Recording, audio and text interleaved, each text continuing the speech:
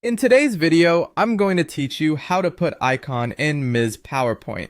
Icons are a quick way to communicate ideas, add visual interest, and keep your slides clean without heavy images. Let's walk through it from a fresh start so you can add icons with confidence. Begin by opening your web browser and searching for Microsoft PowerPoint. Open the official PowerPoint site or the app you normally use. Before you continue, make sure you're signed in to your account.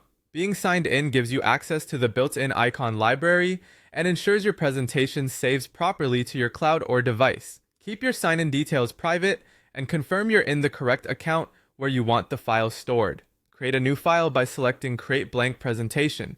This gives you a clean slide to work with. You can change the layout later, but a blank canvas makes it easy to see exactly what you're adding.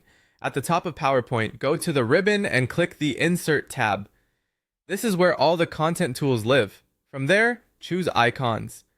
PowerPoint's icon library opens with a wide range of categories like business, education, arrows, and more.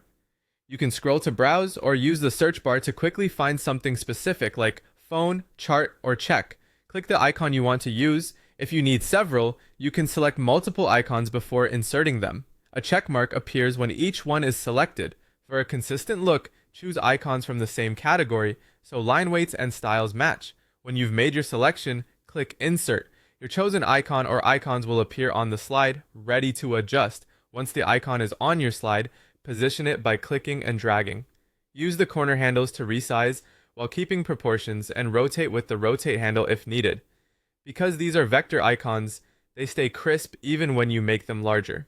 You can also change the color and outline to match your theme, so everything looks cohesive. To fine-tune placement, use the alignment guides that appear as you move objects or nudge precisely with your keyboard's arrow keys. If an icon doesn't insert right away, check your internet connection and try again. And remember to save as you go so nothing gets lost. That's it.